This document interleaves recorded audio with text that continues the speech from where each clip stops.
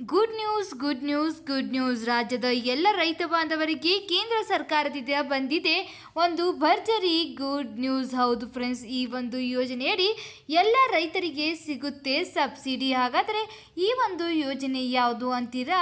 ಅದು ಎಷ್ಟು ಸಬ್ಸಿಡಿ ನೀಡುತ್ತದೆ ಎಂಬುದರ ಸಂಪೂರ್ಣ ಮಾಹಿತಿಯನ್ನು ತಿಳಿಯಲು ಈ ಒಂದು ವಿಡಿಯೋನ ಸಂಪೂರ್ಣವಾಗಿ ನೋಡಿ ಮತ್ತು ಈ ಒಂದು ವಿಡಿಯೋನ ಮೊದಲೇ ನಿಮ್ಮ ಎಲ್ಲ ರೈತ ಬಾಂಧವರಿಗೆ ಶೇರ್ ಮಾಡೋದನ್ನು ಮರೆಯಬೇಡಿ. ಹಾಗಾದರೆ ಬನ್ನಿ ಫ್ರೆಂಡ್ಸ್, ಆ ಒಂದು ಯೋಜನೆ ಯಾವುದು, ಅದರ ಸಬ್ಸಿಡಿ ನಿಮಗೆ ಎಷ್ಟು ದೊರೆಯಲಿದೆ ಎಂದು ನೋಡೋಣ. ಕೇಂದ್ರ ಸರ್ಕಾರದಿಂದ ಅನ್ನದಾತರಿಗೆ ಈ ಒಂದು ಯೋಜನೆ ಬಿಡುಗಡೆ ಮಾಡಿದ್ದಾರೆ.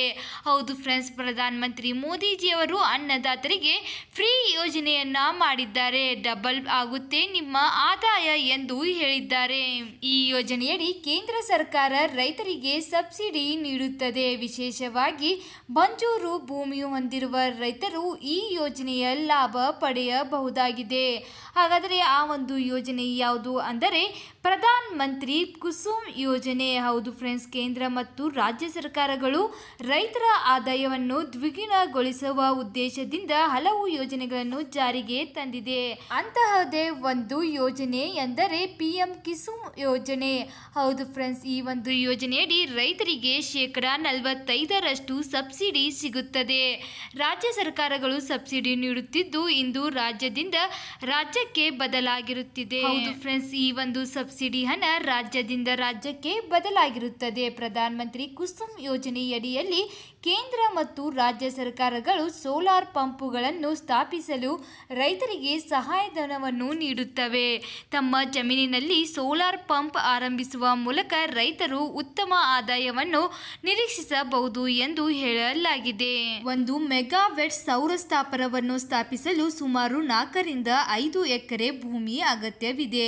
ಹೌದು ಫ್ರೆಂಡ್ಸ್, ಈ ಒಂದು ಸೌರ ಸ್ಥಾವರದಿಂದ ಪ್ರತಿ ವರ್ಷ 15 ಲಕ್ಷ ಯೂನಿಟ್ ಉತ್ಪಾದನೆ ಆಗುತ್ತದೆ. ಈ ವಿದ್ಯುತ್ ಮಾರಾಟದಿಂದ ರೈತರು ತಮ್ಮ ಉತ್ತಮ ಆದಾಯವನ್ನು ಗಳಿಸಬಹುದಾಗಿದೆ.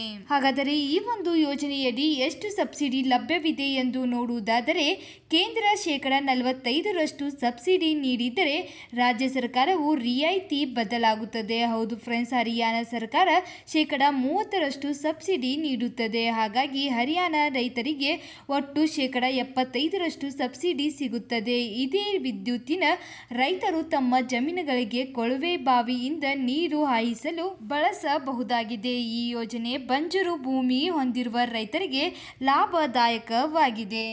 ಹಾಗಾದರೆ ಈ ಒಂದು ಯೋಜನೆಯಡಿ ಅರ್ಜಿ ಹೇಗೆ ಸಲ್ಲಿಸುವುದು ಎಂದು ನೋಡುವುದಾದರೆ ನೀವು ಡಿಸ್ಕ್ರಿಪ್ಷನ್ ಬಾಕ್ಸ್ನಲ್ಲಿರುವ ಲಿಂಕ್ ಮೇಲೆ ಕ್ಲಿಕ್ ಮಾಡಿ. ಅಲ್ಲಿ ನೀವು ಕ್ಲಿಕ್ ಮಾಡಿದ ನಂತರ ಪೋರ್ಟಲ್ ಮೂಲಕ ಆನ್ಲೈನ್ನಲ್ಲಿಯೇ ನೀವು ಅರ್ಜಿಯನ್ನು ಹಾಕಬಹುದು. ಹೆಚ್ಚಿನ ಮಾಹಿತಿಗಾಗಿ ಇಂದಿನ ಸಚಿವಾಲಯದ ಅಧಿಕೃತ ವೆಬ್ಸೈಟ್ಗೆ ಹೋಗಿ ಅಲ್ಲಿ ಕೂಡ ಭೇಟಿ ನೀಡಿ. ಅದು ಕೂಡ ನಿಮಗೆ 2ನೇ ಲಿಂಕ್ ಡಿಸ್ಕ್ರಿಪ್ಷನ್ ಬಾಕ್ಸ್ನಲ್ಲಿ ಸಿಗುತ್ತದೆ. ಇದಲ್ಲದೆ ನೀವು ಟೋಲ್ ಫ್ರೀ ಸಂಖ್ಯೆ ಅಂದರೆ 1800-180-3333ಗೆ ಕರೆ ಮಾಡಬಹುದು. ಹಾಗಾದರೆ ಈ ಒಂದು ಅರ್ಜಿ ಹಾಕಲು ಯಾವೆಲ್ಲ ದಾಖಲೆಗಳು ಬೇಕು ಅಂದರೆ ಆಧಾರ್ ಕಾರ್ಡ್, ಪಡಿತರ ಚೀಟಿ, ಆಧಾರ್ನೊಂದಿಗೆ ಲಿಂಕ್ ಮಾಡಿದ ಮೊಬೈಲ್ ಸಂಖ್ಯೆ, ಬ್ಯಾಂಕ್ ಪಾಸ್ಬುಕ್ ಪ್ರತಿ ಹಾಗೂ ಪಾಸ್ಪೋರ್ಟ್ ಅಳತೆಯ ಭಾವಚಿತ್ರ, ಅವರ ಕೃಷಿಗೆ ಸಂಬಂಧಿಸಿದ ದಾಖಲೆಗಳು ಬೇಕಾಗುತ್ತದೆ. ಹೌದು ಫ್ರೆಂಡ್ಸ್, ಈ ಎಲ್ಲ ದಾಖಲೆಗಳ ಮೂಲಕ ನೀವು ಈ ಒಂದು ಪ್ರಧಾನ ಮಂತ್ರಿ ಕುಸುಮ್ ಯೋಜನೆಯಡಿಯಲ್ಲಿ ಅರ್ಜಿಯನ್ನು ಸಲ್ಲಿಸಬಹುದು. ಈ ಒಂದು ಯೋಜನೆಯಡಿ ಮತ್ತೆ ಯಾವುದೇ ಮಾಹಿತಿ ಬೇಕಾಗಿದ್ದಲ್ಲಿ ಕಮೆಂಟ್ ಬಾಕ್ಸ್ನಲ್ಲಿ ಕಮೆಂಟ್ ಮಾಡಿ ಮತ್ತು ಈ ಒಂದು ವಿಡಿಯೋನ ನಿಮ್ಮ ಎಲ್ಲ ರೈತ ಬಾಂಧವರಿಗೆ ಶೇರ್ ಮಾಡಿ. ನಮ್ಮ ಚಾನಲನ್ನು ಸಬ್ಸ್ಕ್ರೈಬ್ ಮಾಡಿ ಹಾಗೂ ನಮ್ಮ ಈ ಒಂದು ವಿಡಿಯೋ ನೋಡಿದ್ದಕ್ಕೆ ಧನ್ಯವಾದಗಳು.